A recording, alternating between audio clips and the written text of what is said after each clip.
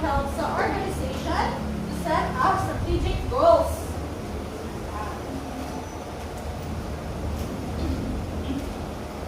So, for example, this is the in school setting.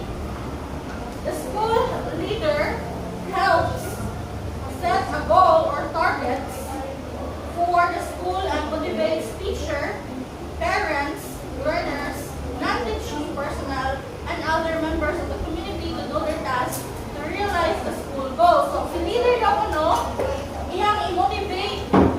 Isa man ang i-motivate ni leader? Ang mga teachers, mga personnel, o mga parents. So,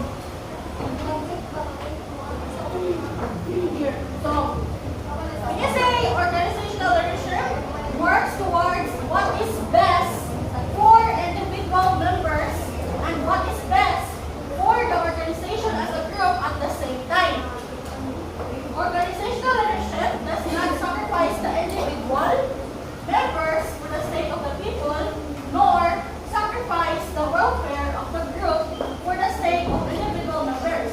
Both individual and groups are necessary. So, si organizational leadership, hindi niya sacrifice ang iyang mga individual members for the sake of the people daw. And this niya sacrifice ang welfare of the group for the sake of the individual members. So, yan ang ibali-bali ba? So, ang buha is necessary sila sa organizational leadership. So, pantay na sila ang members of ang welfare of the group. So, next is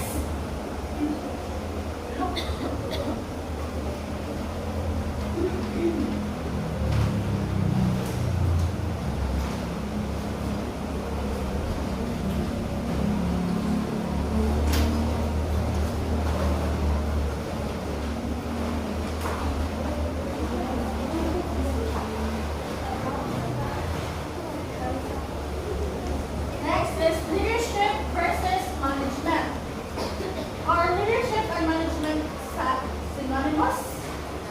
Is a leader a manager, or is a manager a leader?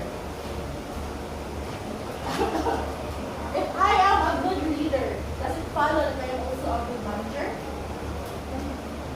Tama, kung naman yung idea na if I am a good leader, does it follow that I am also a good manager? For instance, Miss Janine.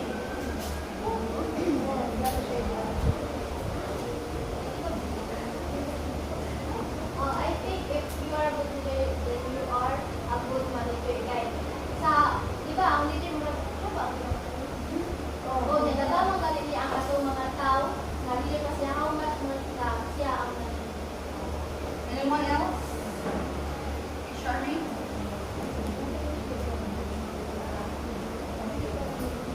Or if I am a good manager, I am at the same time a good leader, so bali-bali na siya, no?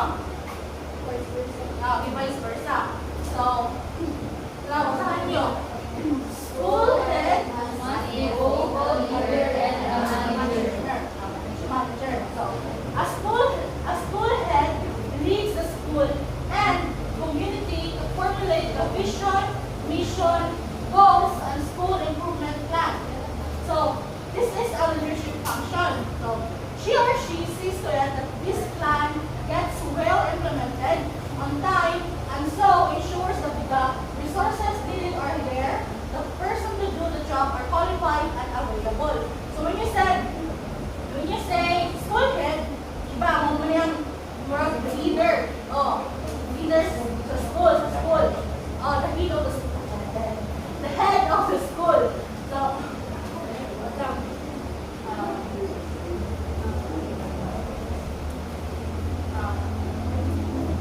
So, di ba? Ano siya?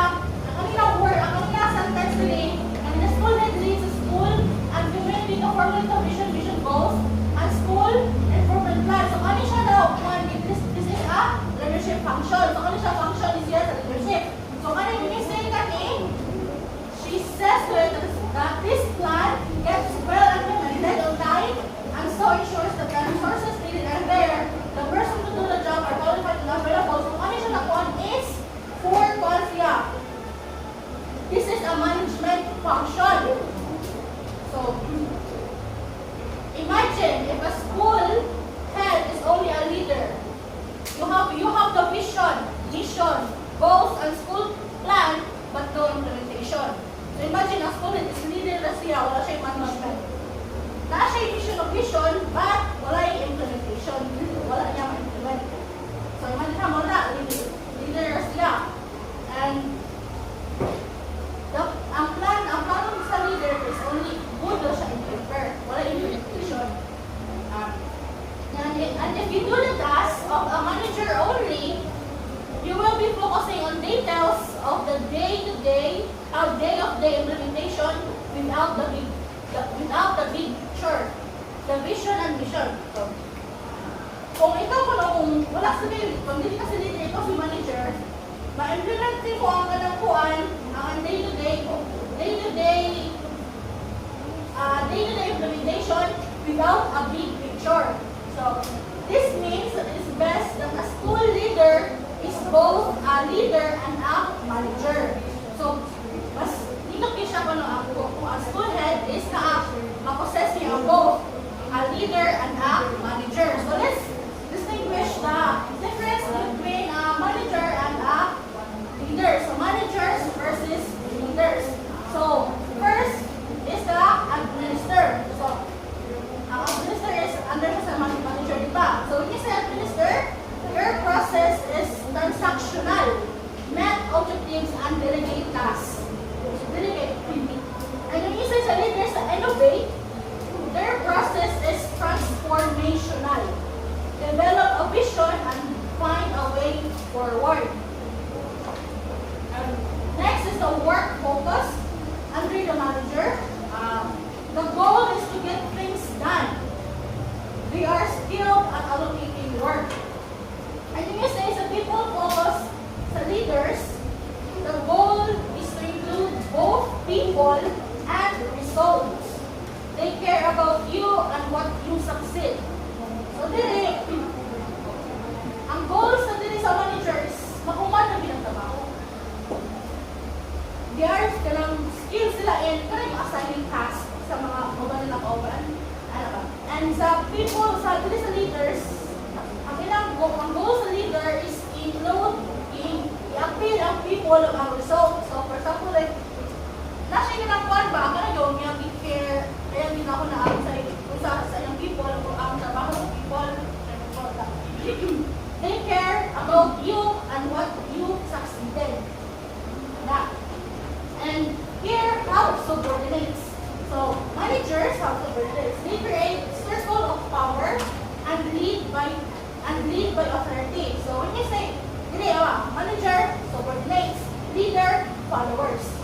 So, when you say followers and leaders, they create circle of influence and lead by inspiring.